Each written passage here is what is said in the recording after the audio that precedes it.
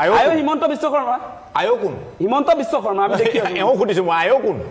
এও নহয় এখেত কব যিবিলাক কথা ইতিমধ্যে ক'লে আমি সকলোৱে শুনিলো তেওঁ যেটো কথা কৈছে যে নৰ্থ ইষ্ট ইণ্ডিয়া ফেষ্টিভেল চৰকাৰে পতা নাছিল পৃষ্ঠপোষকতা বুলি কৈছে মোৰ ওচৰত আসলে নৰ্থ ইষ্ট ইণ্ডিয়া ফেষ্টিভেল কোনে পাতিছিলে তাৰ ডকুমেণ্টটো আছে মুখ্যমন্ত্ৰীলৈ দিয়া চিঠিখন মুখ্যমন্ত্ৰীলৈ দিয়া চিঠিখন হাই কমিশ্যন অফ ইণ্ডিয়াই যিখন চিঠি মুখ্যমন্ত্ৰীলৈ দিছিলে নৰ্থ ইষ্ট ইণ্ডিয়া ফেষ্টিভেল সম্পৰ্কত এই চিঠিখনত আসলতে নৰ্থ ইষ্ট ইণ্ডিয়া ফেষ্টিভেল কোনে আয়োজন কৰিছে ইয়াৰ উদ্যোক্তা কোন এই সম্পৰ্কত লিখা আছে আৰু কোনবিলাক গভৰ্ণমেণ্ট বিভাগ আসলতে স্পন্সৰশিপ কৰিব সেই কথাও আছে আৰু আপোনালোকে দেখিব ইয়াত তেওঁলোকে কি লিখিছে যে north east India festival being organized by the High Commission of India in Singapore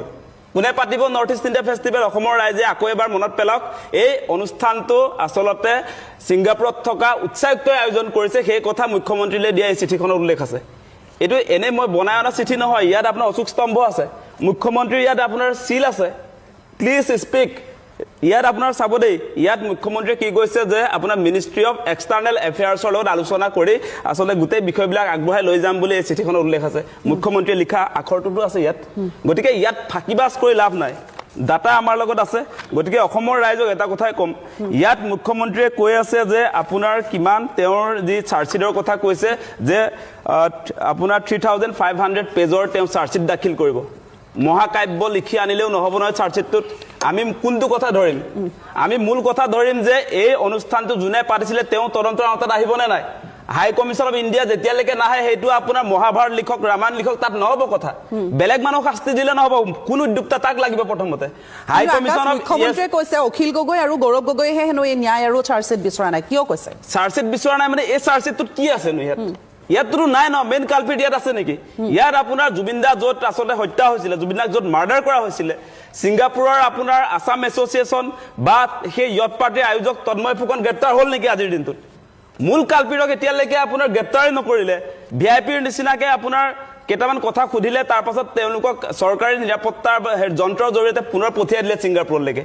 গতিকে আপোনালোকে দেখিছে মূল কথালে যোৱাই নাই চাৰ্জশ্বিটটো কোনে বিলিভ কৰিব কোনো মানুহে ট্ৰাষ্ট নকৰে আৰু মুখ্যমন্ত্ৰীয়ে যিবিলাক কথা বতৰা কৈ আছে আপোনালোকে দেখিছে যে তেওঁ ব্লেকমেইল কৰি আছে অসমৰ ৰাইজক তেওঁ এতিয়া শ্যামকানু মহন্ত সিদ্ধাৰ্থ শৰ্মা কেনেকে জেলত আছে মানে চিম্পেথিটো দেখুৱাইছে যে এই মানুহবিলাকে মানে বহুত হাৰাশাস্তিৰ সন্মুখীন হৈ আছে সেই কথাটো তেওঁ কৈ আছে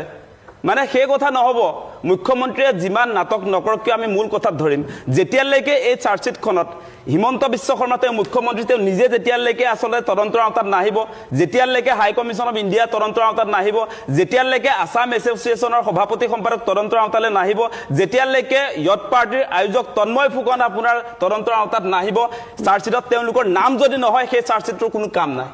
সেই কথাটো আমি স্পষ্ট কৰি দিছো আৰু আপোনাৰ দেৱজিৎ মহন্তৰ যিবিলাক কথা বতৰা তেওঁ যিবিলাক কথা ইতিমধ্যে দাঙি ধৰিছে আপোনালোকে নিশ্চয় লক্ষ্য কৰিছে তেওঁলোকৰ কথা বতৰাবিলাক আসলে উল্টা হৈছে এতিয়া তেওঁলোকে এই আপোনাৰ আজি যিটো অনুষ্ঠান আয়োজন হৈছে পোষ্টমেলনৰ সেই অনুষ্ঠানো তেওঁলোকৰ নহয় বুলি কৈছে আৰু কেইদিনমানৰ আগত কেলে নাই কোৱা আপোনাৰ মুখ্যমন্ত্ৰীয়ে কৈছে টুৰিজিমৰ আণ্ডাৰত মুখ্যমন্ত্ৰীয়ে কৈছে যোৱাকালি মুখ্যমন্ত্ৰীয়ে কি ক'লে যোৱাকালি ক'লে যে এই যি আপোনাৰ পোষ্টমেলনৰ অনুষ্ঠান সেই অনুষ্ঠানটোৰ লগত চৰকাৰ কোনো লেনদেন নাই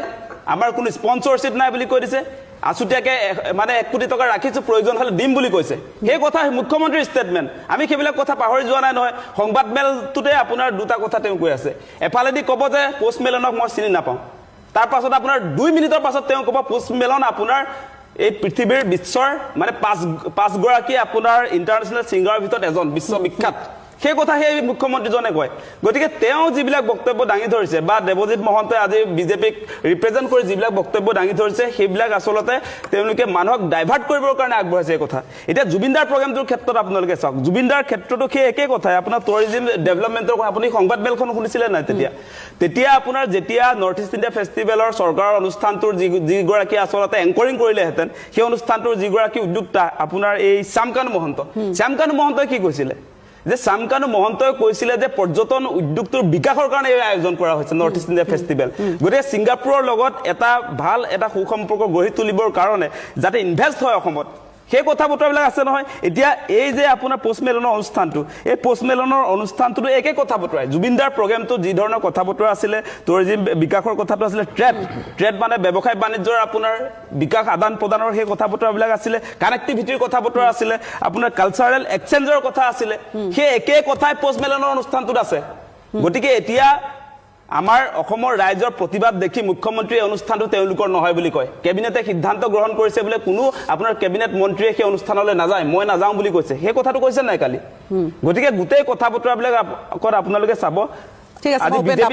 বিজেপি চৰকাৰেও জুবিন দাক আসলতে জীয়াই থকা অৱস্থাটো তেওঁ শান্তিত থাকিবলৈ নিদিলে সিংগাপুৰত যি ধৰণৰ আসলতে জুবিন দাই নিৰাপত্তা পাব লাগিছিলে গভৰ্ণমেণ্ট অনুষ্ঠানলৈ যোৱা সময়ছোৱাত আজি পোষ্ট মেলনে যিটো আসলতে ইয়াত আপোনাৰ তেওঁ নিৰাপত্তাৰ ক্ষেত্ৰত যি যাৱতীয় ব্যৱস্থাপনা কৰিছে সেই ব্যৱস্থাপনা সিংগাপুৰত যদি হোৱা হলে আজিৰ দিনটোত আসলতে জুবিন দা আমাৰ মাজত থাকিলেহেঁতেন আৰু নেগলিজেন্সিৰ কথা বিধানসভাত মুখ্যমন্ত্ৰীয়ে ক'ব পাৰে নেকি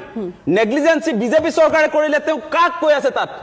বিধানসভাত যে নেগলিজেন্সি চৰম নেগলিজেন্সি ভাষণ কেনেকৈ দিব পাৰিলে তেওঁ ভাষণ দিব নোৱাৰে বিজেপিয়ে নেগলিজেন্সি কৰিলে বিজেপিৰ নেগলিজেন্সিৰ কাৰণে জুবিনদাৰ হত্যা হ'ল তাৰপৰা সেই মানুহজনে আপোনাৰ বিধানসভাত কথা কোৱাৰ নৈতিক অধিকাৰ আছে নেকি তোমালোকেহে অনুষ্ঠান আয়োজন কৰিছা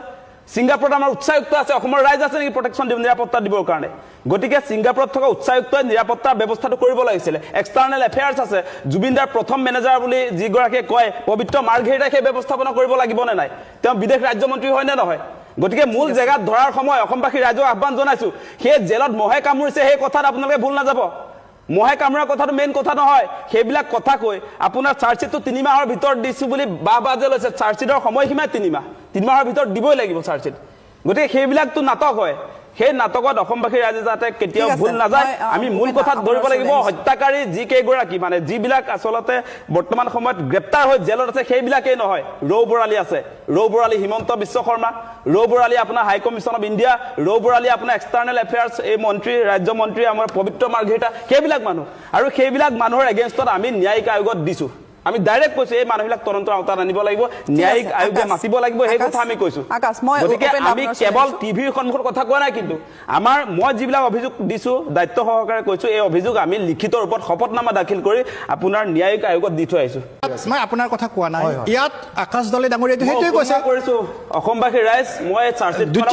কৰিছো এইকাৰণে যে ইয়ত পাৰ্টিৰ আয়োজক তন্ময় ফুকনক গ্ৰেপ্তাৰ নকৰিলে ভিআইপিৰ নিচিনাকে এৰি দিলে ষ্টেটমেণ্ট লৈ পেলাই আৰু মুখ্যমন্ত্ৰীয়ে ক'লে যে সিংগাপুৰত থকা ল'ৰাবিলাক আচলতে চুকা ল'ৰা সেইটো অভিযুক্তৰ বিৰুদ্ধে যেতিয়া ৰাজ্যৰ মুখ্যমন্ত্ৰীয়ে সেই বক্তব্য দিয়ে তেতিয়া আমাৰ ক'বলগীয়া কি থাকিব ডেফিনেটলি সেইবিলাক কথা বতৰা আছে ইয়ত পাৰ্টিৰ আয়োজকক যেতিয়া গ্ৰেপ্তাৰ নকৰিব য'ত আপোনাৰ হিমন্ত বিশ্ব শৰ্মাই অসম বিধানসভাত মদ খুৱাই মাৰিলে বুলি তেওঁ যে ক'লে কাৰ কাৰণে খাবলৈ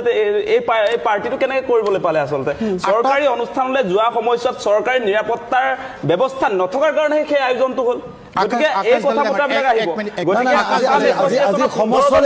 সেই 15জন মানুহক কিয় গ্ৰেপ্তাৰ নকৰিলে সেই কথা বতৰাবিলাক মেইন কথা হয় নে নহয় তাৰপিছত আপুনি